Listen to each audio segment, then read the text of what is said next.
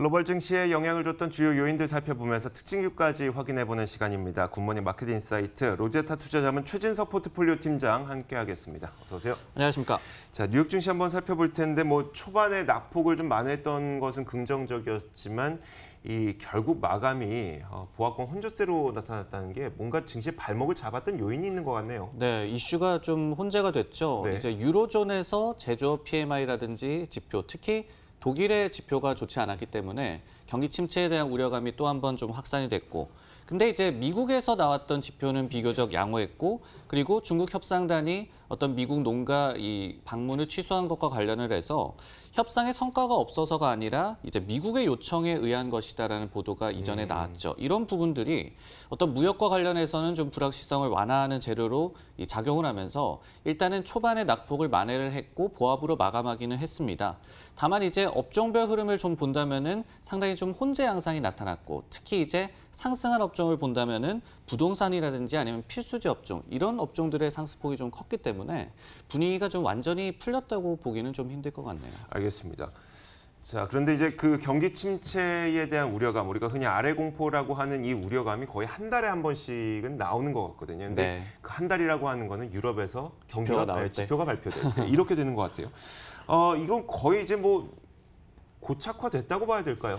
그렇습니다. 이제 지표가 나올 때마다 말씀해 주셨듯이 우려가 커지는 상황인데, 네네. 그만큼 지표가 계속해서 하강하고 있기 때문이죠. 이제 이 ECB 총재로 이제 이 자리를 하게 될 라가르드 IMF 총재 같은 경우에도 이제 무역 전쟁 여파에 대해서 다시 한번 좀 경고를 했는데, 유로존의 이제 9월 복합 PMI 지수가 50.4로 75개월 만에 최저치로 이제 떨어졌습니다. 특히 이제 제조업 PMI 같은 경우에는 81개월 만에 가장 낮은 46까지 하락을 했는데, 세부 지표로 한번 살펴본다면은 신규 주문, 즉 재화나 서비스 모두를 포함을 했을 때 1월 이후에 첫 하락세를 기록을 하면서 2013년 6월 이후에 최대폭으로 하락을 했습니다. 즉 수요가 전반적으로 부진함을 보여주고 있고요.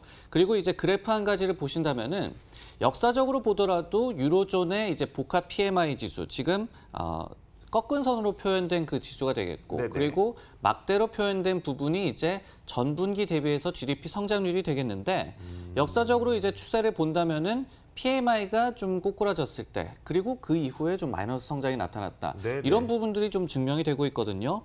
특히 이제 유로존의 최대 경제국인 독일의 제조업 PMI가 123개월 만에 최저치까지 하락했고, 이제 거의 한 40대 초반이죠. 네. 그리고 독일은 이미 2분기에 마이너스 성장을 했습니다. 그렇기 때문에 3분기에만 이제 또 마이너스 성장을 하게 된다면은 실제로 경기 침체가 일어납니다. 이런 부분들이 오늘 미국 증시에도 좀 발목을 잡는 요인이었습니다. 그런데 미국 미국 경기는 그래도 괜찮은 편이잖아요. 실업률도 그렇고 네. 고용시장도 그렇고. 네. 오늘도 좀 이 변화가 나타났습니다. 미국의 지표는 좀 양호했는데요.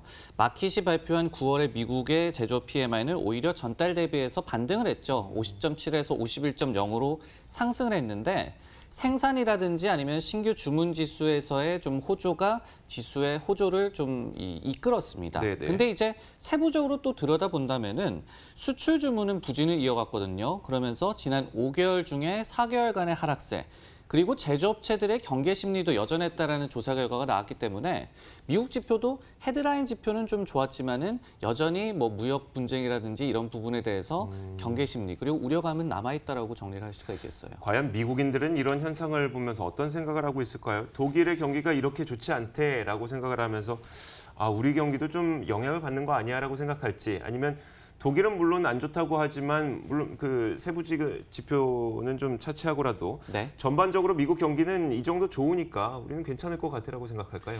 역시 미국 경제에 대해서 미국인들도 좀 걱정이 좀 커지고 있는 것 같습니다. 갤럽에서 이제 조사한 바에 따르면요.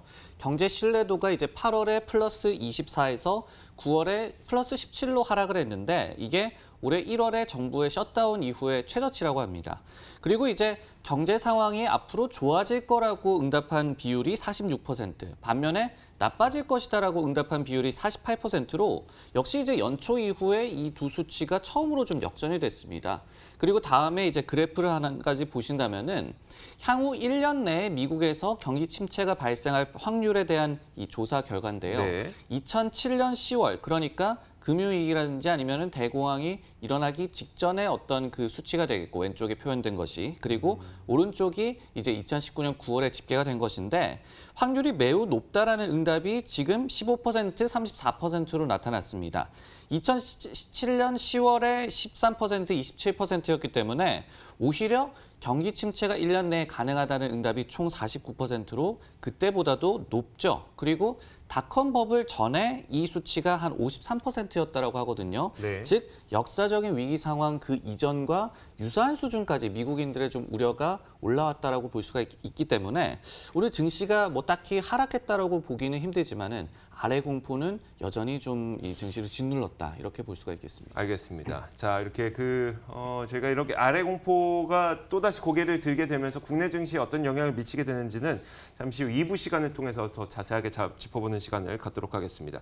자, 이번엔 특징주를 한번 살펴볼 텐데 저희가 좀 자주 언급됐던 기업이기도 해요. 뭐 요가복계의 샤넬이라고 불리는 룰루레몬을 또 들고 오셨는데 네. 실적 호조가 발표된 이후에 좀 급등했다가 최근 주춤했었잖아요.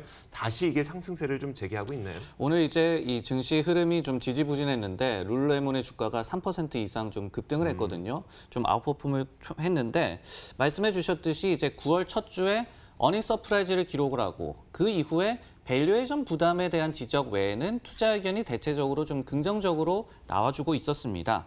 근데 이제 시장 흐름이 좀 지지부진하다 보니까 룰루레몬의 주가도 좀 흐름이 주춤했는데 오늘 같은 경우에는 이제 다시 한번 본격적인 상승세를 재개할 것이다라는 기대감을 좀 키우는 소식이 나왔고 그리고 주가 반응도 나타났습니다.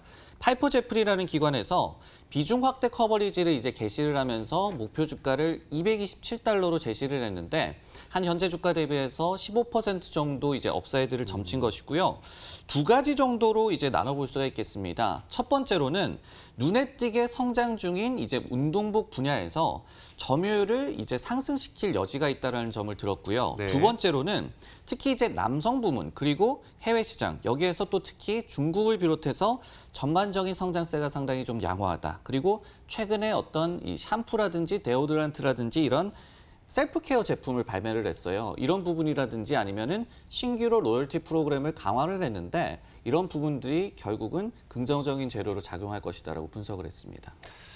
남성복도 있죠, 남성복. 네, 남성복도 있고 뭐 요가복뿐만이 아니라 셔츠도 있고 뭐 후드도 있고 뭐 여러 가지가 있더라고요. 한번 진짜 구매에 직접 나서 봐야겠어요. 근데 이런 현상을 보면서도 참 고민이 많이 되는 게 이거 뭐 그냥 여담입니다만 소비재가 또 잘 팔린다는 거니까 이건 그래도 미국의 내수 경기는 괜찮은 거 아니야라는 생각이 들면서도 또 반면에 특히 경기가 안 좋을 때 이런 그 비싼 제품들, 좀 고가의 제품들이 잘 팔린다는 측면을 또 생각을 해보면 이거 진짜 경기 침체에 대한 우려가 있는 건가 싶기도 하고요.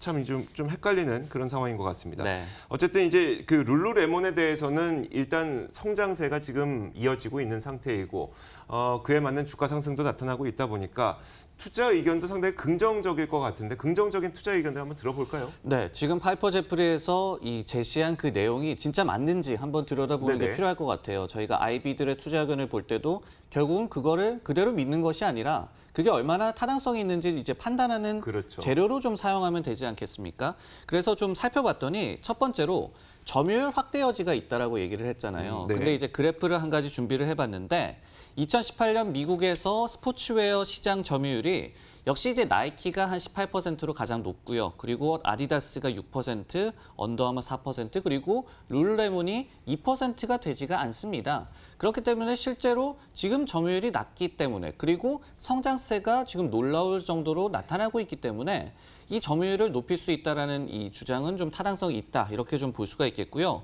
그리고 두 번째로 남성 부문과 해외 시장에서의 성장성에 좀 베팅을 했는데 이 부분도 좀 맞는 것 같습니다. 첫 번째로 이제 가장 최근 분기, 즉 19년에 5월에서 7월까지의 남성 부문 동일 매장 매출이 27% 전년 대비해서 나왔어요. 상당히 좋은 수치가 나왔고요. 그리고 네. 두 번째로 아시아 태평양 시장에서의 매출이 33% 늘었는데 중국은 68%나 늘었습니다. 그리고 중국에서 올해 매장을 15개 신규 오픈할 예정이고 현재는 이제 28개에 불과한 그런 상황입니다.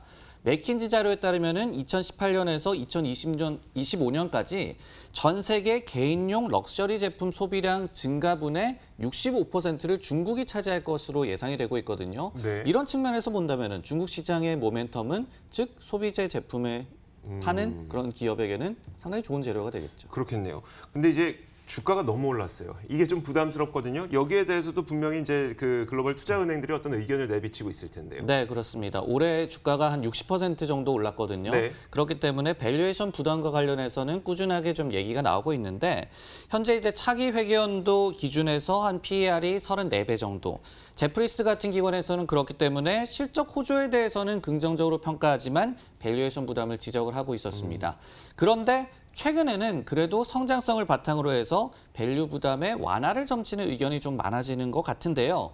참고로 이번 주에 실적을 내놓는 나이키가 포드 PER이 한 25배 수준입니다. 네네. 근데 매출 성장률이 10%가 안 되죠. 그리고 제프리스가 룰루레몬 말고 대안으로 제시한 언더아머 같은 경우에는 한 자릿수 초반대 매출 성장률을 최근에 기록하고 있습니다. 근데 PER은 오히려 35배로 높거든요. 근데 룰루레몬은 매출 성장률이 한 20% 넘게 나타나고 있죠. 네. 그렇기 때문에 역시 저평가주를 선택할 것이냐 아니면은 성장성이 큰 그리고 밸류에이션 부담이 컸지만 완화가 되고 있는 이런 부분을 택할 것이냐 이런 부분들이 좀 남아있는 것 같네요. 그건 이제 선택의 문제라고 할 수 있겠네요. 네. 알겠습니다.